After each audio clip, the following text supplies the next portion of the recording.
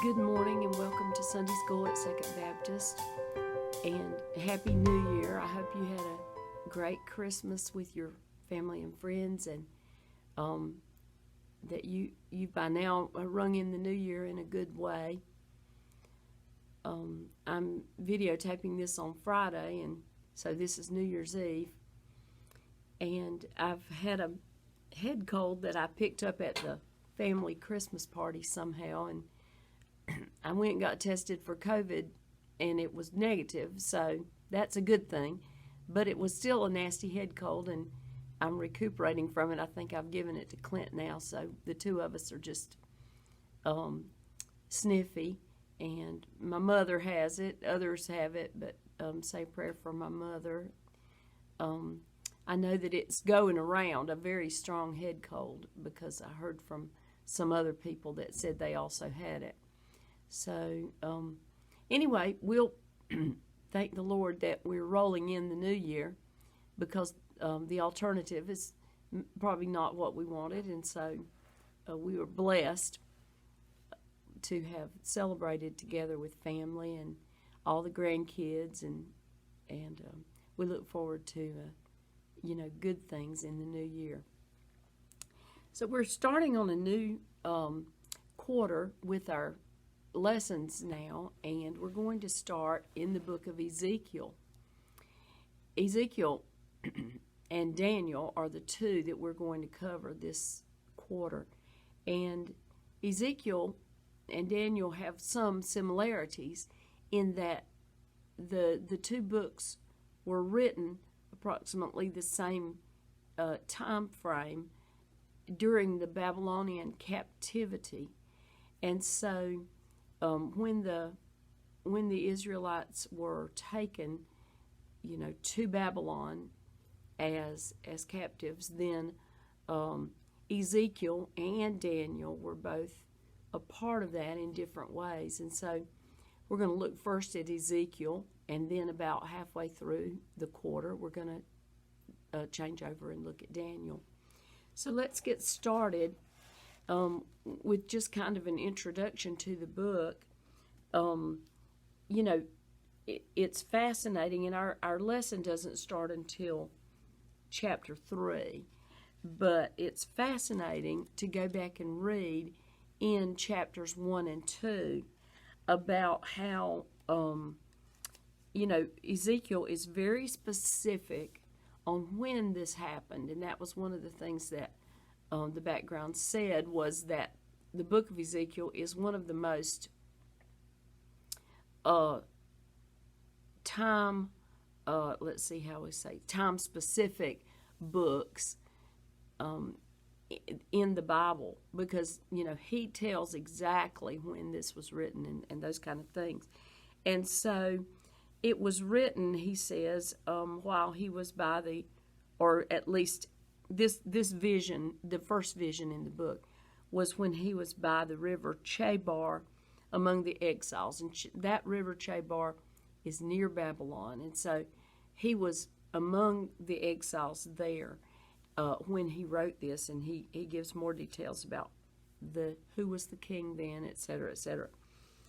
And so we date the book to begin in approximately 592 BC, is what our teacher book says. There were several Babylonian captivities, or phases of it, I guess we might say, because, in other words, they took some people, then, a little time passed, and they took some more people, and then they took some more, and some more. So there were four different times where people were taken into captivity from Israel. And so I think Ezekiel may have been with the earlier group that went. And so when you read this first part, it talks about the vision he had of God, or the glory of God, how he describes seeing the angels or angelic beings flying around, and the wheels that were with them, and then the glory of God was there, the throne, and, all the things he describes. It really is fascinating to read it and try to get some kind of a vision in your mind of what that might have looked like. I enjoyed reading back through it again. And then from the throne there, with this vision that he has seen, God is going to call out Ezekiel to commission him to be a prophet to the exiled peoples and to tell them what God is saying to them. And so that's kind of where our lesson begins, because at the beginning of chapter 3, God gives Ezekiel this scroll to eat, and you may remember that part. And then he says, go to the house of Israel. So this was like symbolic of God giving Ezekiel the words he wants him to say. And then he says, go to the house of Israel and speak my words to them. I'm not sending you to somebody that speaks another language and is hard to understand and things like that. I'm sending you to them, and they should listen to you. And but he says they're very, stubborn and obstinate, and they're probably not going to listen. But I'm sending you anyway. And so this was kind of the way that it's presented to Ezekiel. So we're going to pick up now in verses 8 and 9, where God is talking about the house of Israel, he calls it, being very stubborn and obstinate. And then in verses 8 and 9, he says, behold, I have made your face as hard as their faces, and your forehead as hard as their foreheads. Like emery, harder than flint, I have made your forehead. Do not be afraid of them, or be dismayed before them, though they are a rebellious house. So, God is describing to Ezekiel the difficulty that he's going to encounter. And I love this verse. It really spoke to me at a time when we were working with some very Islamic people who were very resistant to the gospel and tried to work against us, And God showed me this verse that applied to them as well. That, hey, I'm making you as hard-headed as they are, basically. That don't be afraid of them or dismayed before them, for they are a rebellious house. And it helped me to get a perspective in trying to get the gospel to those people, that they are rebelling, not against me, but against God. And I needed to always keep that in mind, that it's really not me they're fighting against. It's God they're fighting against. And so God is describing to Ezekiel now, I'm making you strong-willed and stubborn like they are, so that you can share the message that I want you to share. And then let's go on then to the next. Verses 10 and 11. Moreover, he said to me, this is Ezekiel speaking about what God said. Moreover, he said to me, Son of man, take into your heart all my words which I will speak to you, and listen closely. Go to the exiles, to the sons of your people, and speak to them, and tell them whether they listen or not, thus says the Lord God. So, he's seen this vision, and he realizes it's God speaking to him. And so now God is saying, take the words which I'm giving you, take them into your heart. In other words, personalize them, or maybe that's not the right word to use, but study and think on them long enough that they become your own, that you can speak the words that God is saying in a meaningful way. And isn't that important? Because, I've been to some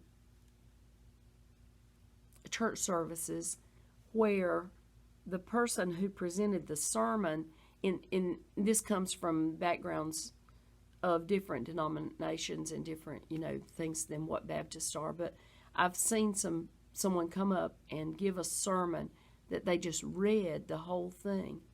And it was like a sermon that was from another person in history, and they decided this is a good one for today. We'll read this one. And they just read it. And, you can make that real, I guess, but at times it has felt very cold and indifferent, as you can imagine. And so God is saying to Ezekiel here, take these words into your heart so that you can speak them, with passion when you speak to the house of Israel, to the sons of your people. He describes it that way. And then at the end of that, he says, thus says the Lord God. So, in other words, this is a command, I guess you might say. This is the way I want you to do it. This is not one of the options. This is what I want you to do.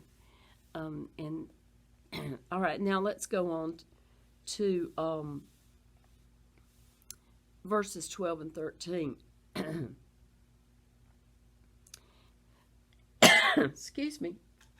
I got a tickle.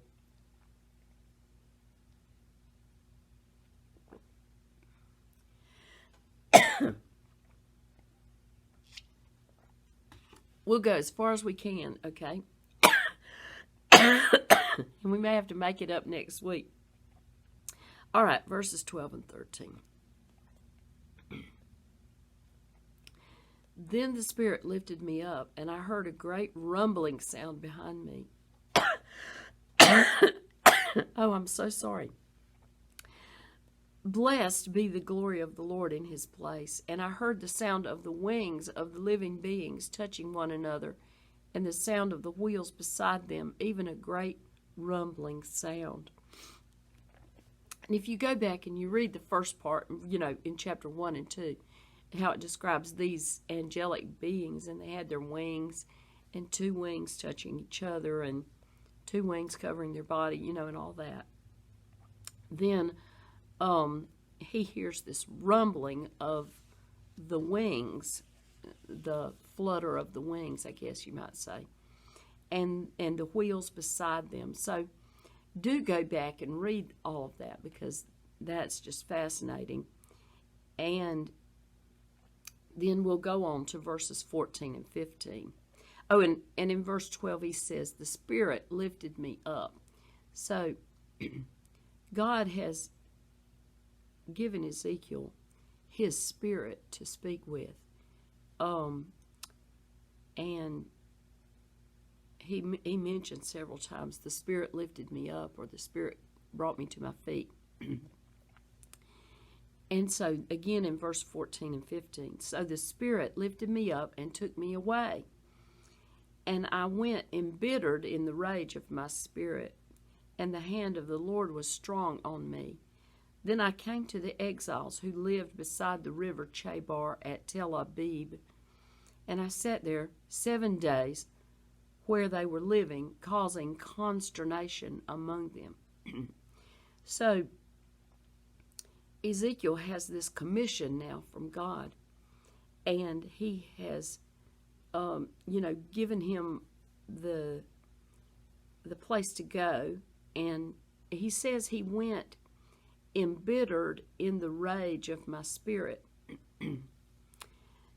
I question on that a little bit, of how he presented that. Does he mean that he is embittered with the exiles because they had continued to disobey God and be disobedient even in their exile, that they maybe continued to worship idols or the things that they were doing, that was not honoring to God, that caused them to be in exile in the first place?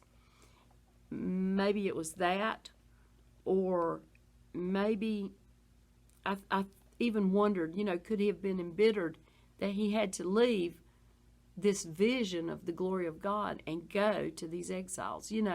Maybe he wanted to stay there. I don't know. He doesn't really describe it, but those are some thoughts. And then he goes to a place called Tel Aviv, which is different from Tel Aviv in Israel today.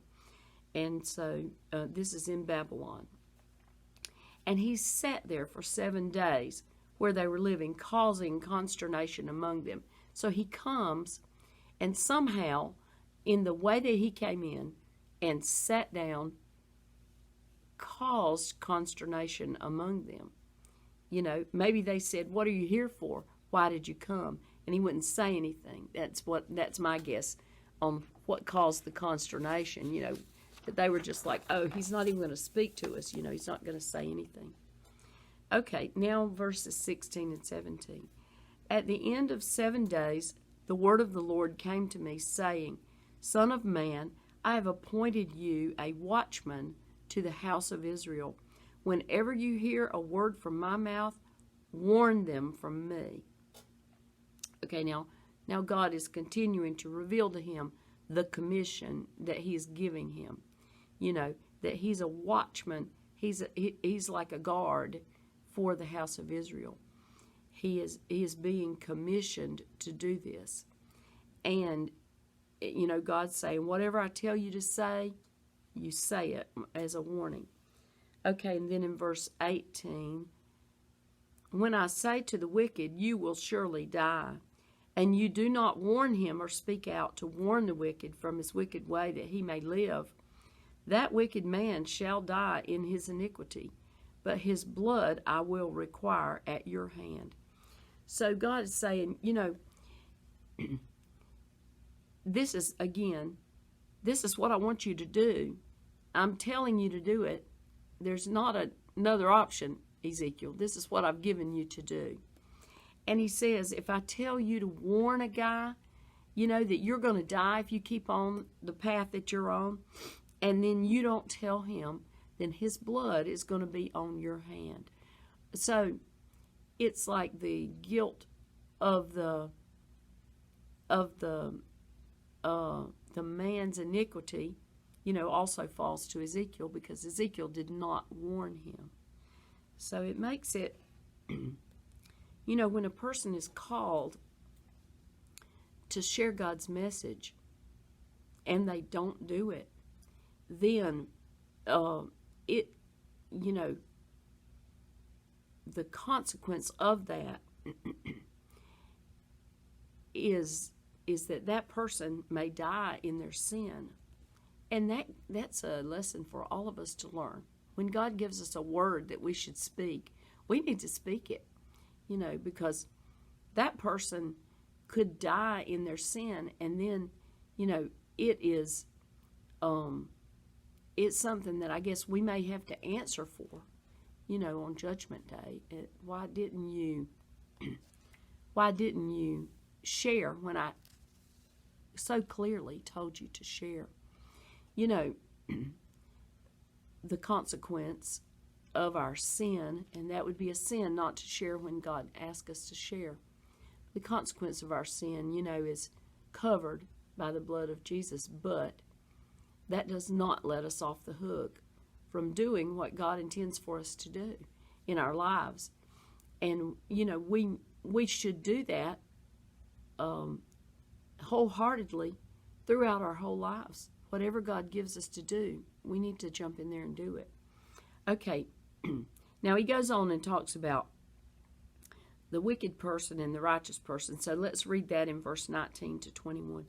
"Yet if you have warned the wicked, and he does not turn from his wickedness or from his wicked way, he shall die in his iniquity, but you have delivered yourself. Again, when a righteous man turns away from his righteousness and commits iniquity, and I place an obstacle before him, he will die.